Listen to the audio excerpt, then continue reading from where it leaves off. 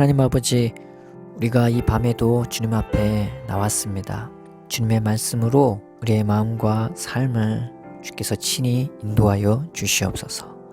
예수님의 이름으로 기도드립니다. 아멘. 하나님께 나아가는 시간은 참 행복하고 즐거운 시간입니다. 구하며 받는 시간이며 인도를 받는 시간이기도 하지만 무엇보다 즐겁고 행복한 것은 하나님을 대면할 수 있는 시간이기 때문입니다. 그래서 기도의 시간은 그렇게 하나님과 함께하는 것만으로도 충분히 매력적이고 귀한 시간입니다. 예수님은 하나님이 하늘에 계신 하나님이라고 소개해 주셨습니다. 그런데 그저 높이 계신 하나님이 아니라 그 높으신 분이 우리와 가까이 계시다고 소개해 주셨어요. 우리의 행하는 모든 것과 또 기도에 주님께서 관심 있고 보고 있고 듣고 계시며 우리가 또 돌아오기를 기다리는 분으로 말이죠. 사도 바울도 그분은 우리와 멀리 떨어져 있지 않고 가까이 계시다고 말씀해 주었습니다.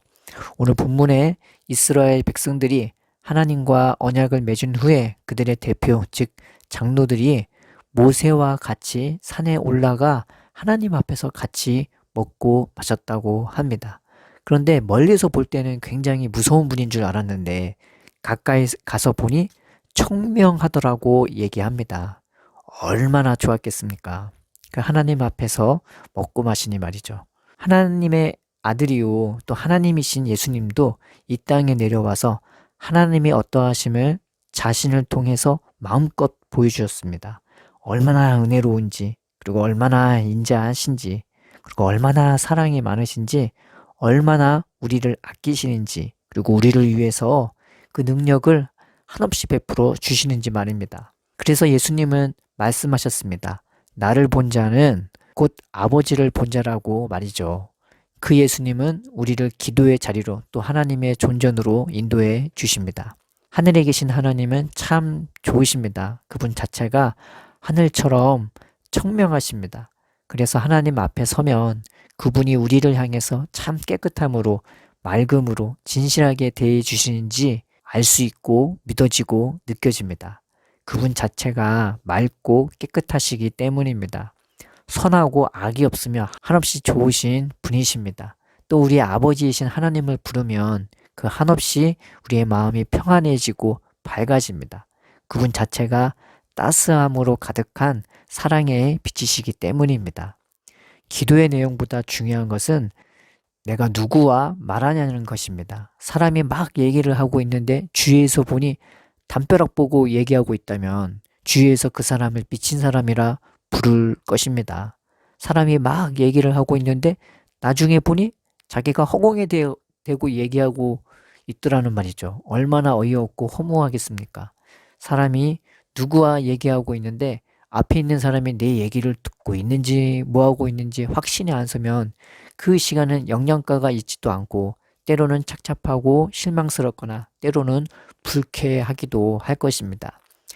기도의 시간에 우리가 누릴 수 있는 가장 큰 은혜는 바로 나를 너무나 사랑하시고 아끼시는 그 하나님 앞에 우리가 나아간다는 것입니다. 그래서 기도의 시간에 가장 중요한 것은 그 하나님을 인지하는 것입니다. 처음부터 끝까지 말이죠.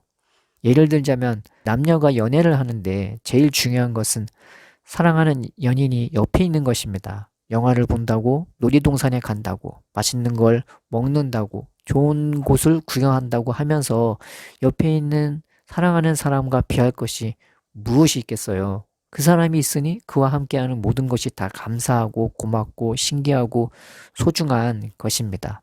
간혹 연애를 한다고 하면서 사랑한다고 하는 사람은 뒷전이고 먹고 마시고 듣고 보는 것에 치중한다면 그것은 주객이 전도된 것이겠죠. 진짜 연애하면요.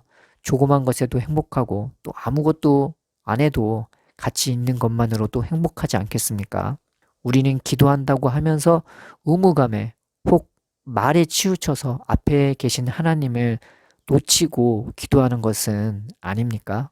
그리스도인이 세상 사람에게 간혹 광신자로 보이는 것은 하늘 아버지의 그 청명함과 따스한 사랑은 안 보이고 종교적인 열심만 보일 때이지 않겠습니까?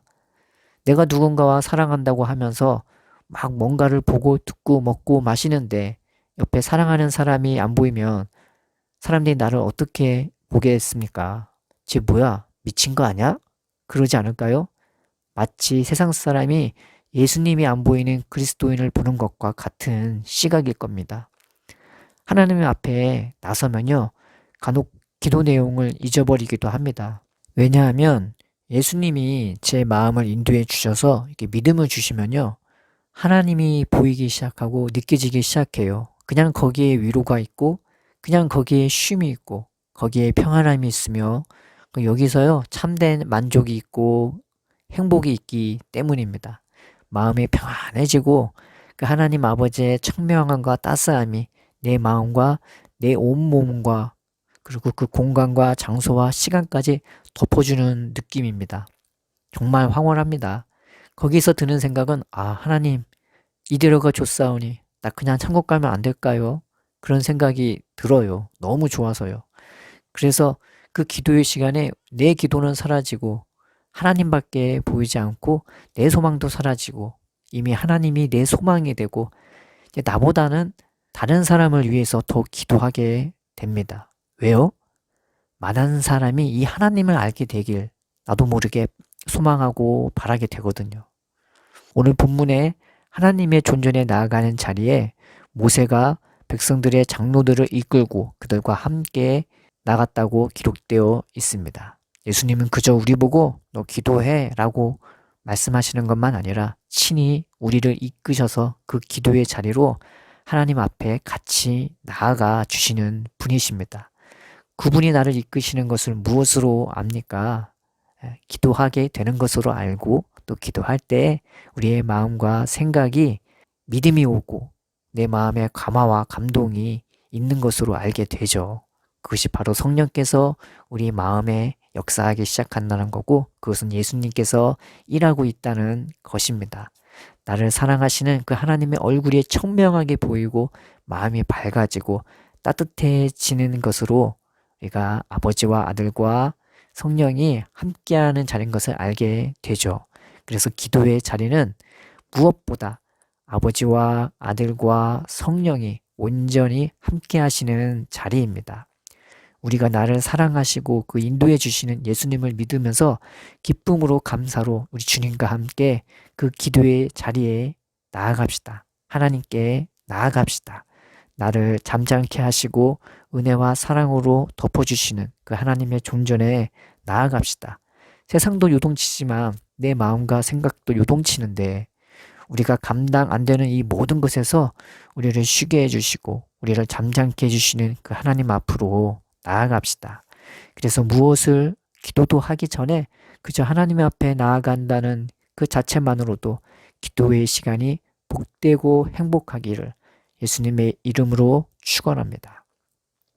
사랑의 아버지, 우리가 기도의 시간에 그 무엇보다 나를 온전히 아시고 온전히 사랑하시는 아버지를 바라볼 수 있도록 인도하여 주시옵소서. 아버지의 청명함을, 그 아버지의 밝음을 보게 해주시고 주님 앞에 안기며 엎드리며 서 있는 자체만으로 우리의 기도가 이미 복된 시간이 되게 하여 주시옵소서. 아버지의 청명함과 밝음이 우리의 마음과 삶의 힘이요 기쁨이요 능력이 되게 하여 주시옵소서. 감사하며 예수님의 이름으로 기도드립니다. 아멘.